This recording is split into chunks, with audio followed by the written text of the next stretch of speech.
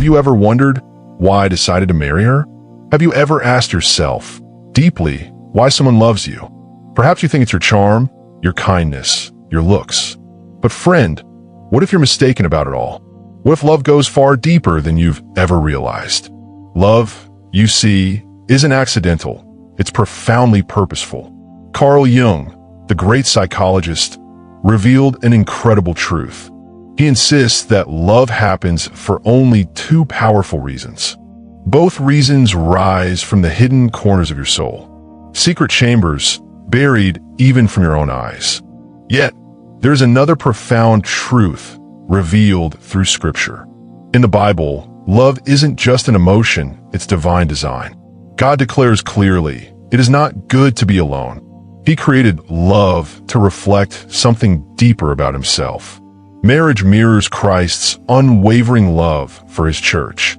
Perhaps your relationships fail because they're missing this truth. Love based merely on attraction can never fully satisfy. True love must be rooted deeply in faith, humility, sacrifice. Maybe the love you seek requires more than psychological insight. Maybe it requires surrender to God's purpose and grace. Today, you're about to discover exactly why others choose you. You'll understand Jung's wisdom alongside biblical truth. You'll see clearly why some connections feel mysteriously sacred. You'll finally grasp why someone chooses you above everyone else. Because real love, friend, is both human and divine. Before we journey deeper, pause here for just one moment, because this truth can forever transform your heart and relationships. You deserve a love that is lasting, authentic, and holy. Now lean closer, open your heart, and let's begin. The answers you've prayed for are closer than you think. Sometimes, the people God brings into your life aren't meant to stay forever. They're not sent to complete you, but to awaken something buried deep within your soul. You may find yourself asking, why him? Why her? Why now? You may feel the ache of loving someone who didn't love you back the way you hoped, or the confusion of a bond that felt sacred but ended without warning. But what if the pain wasn't rejection? What if it was redirection? God never wastes a connection. Every person he allows into your life carries purpose. Sometimes they come to stir what's been sleeping in you for years. Compassion, trust, courage, grace. They are not mistakes. They are mirrors. Through them, God reveals where you've healed and where you're still hurting. Their presence, no matter how brief, becomes a tool of transformation. You see, divine love isn't always comfortable. It's not always gentle. Sometimes it cuts. Sometimes it breaks. But always it builds. Scripture reminds us in 1 John 4 verse 19, we love because he first loved us.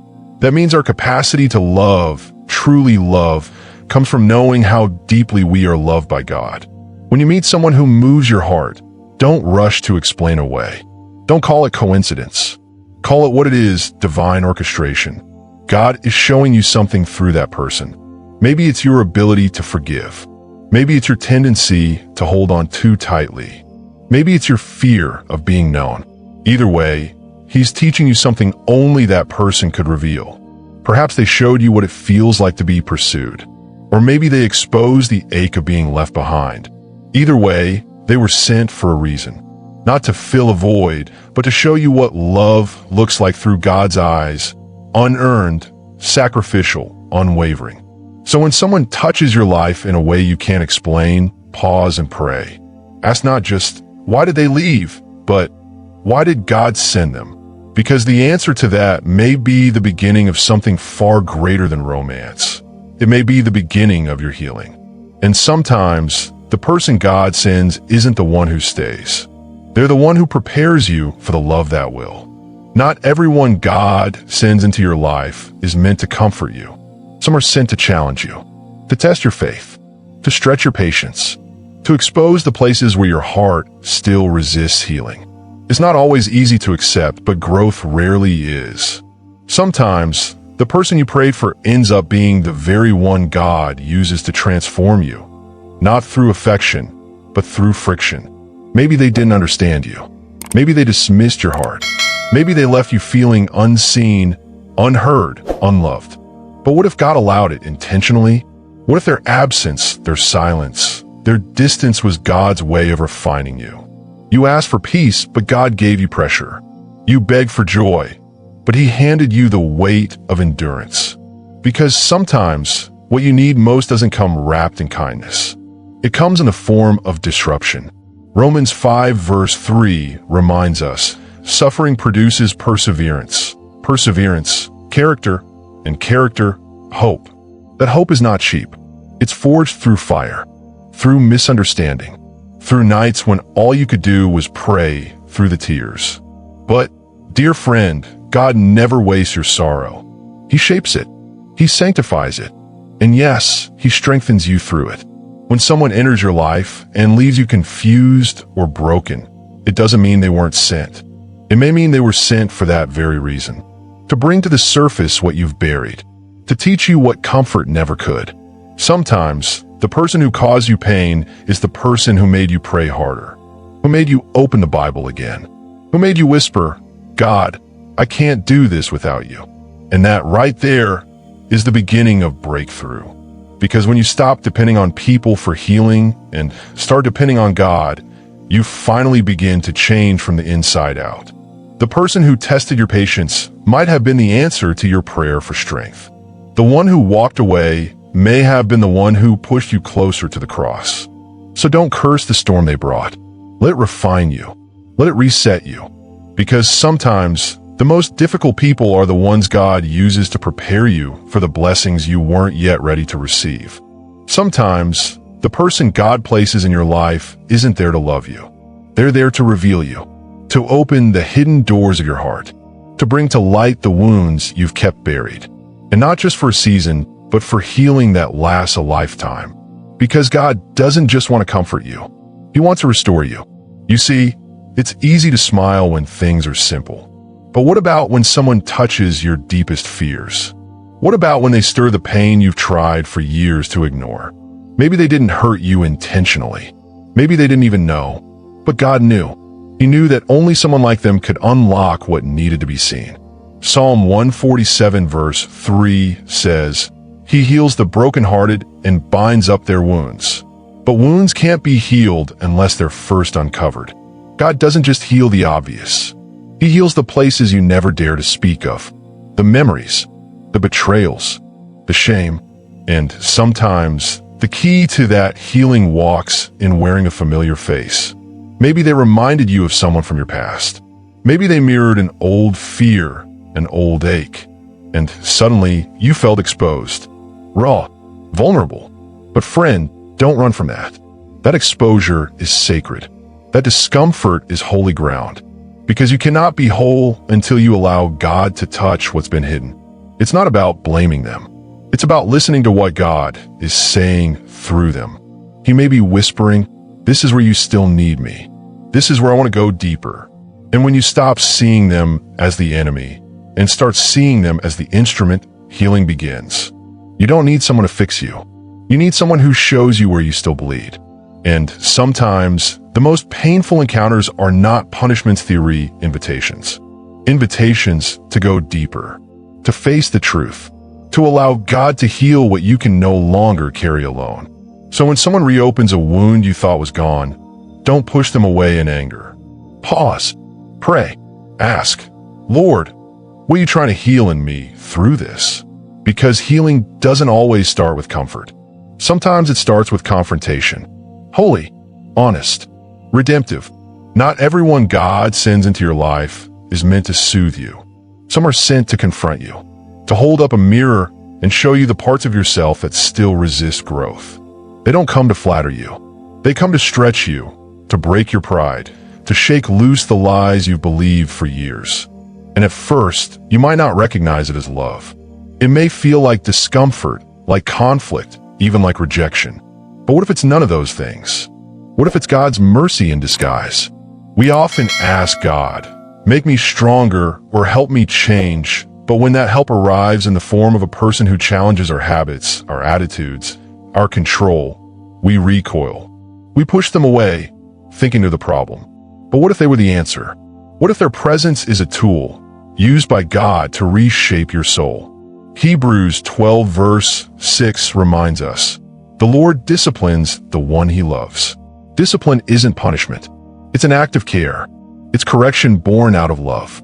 And often, God doesn't shout from the sky. He speaks through people. People who won't let you stay stuck.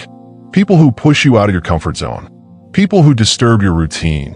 Not because they're cruel, but because they carry truth that you've been too afraid to face. Maybe they told you something you didn't want to hear. Maybe they walked away when you refused to grow.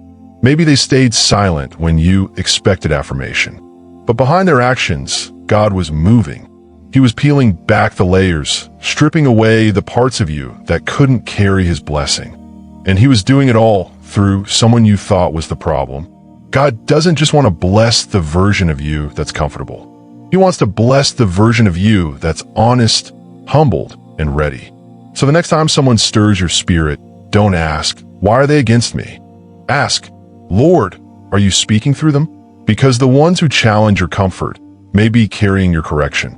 And that correction could be the very thing standing between the life you have and the life God is still preparing for you.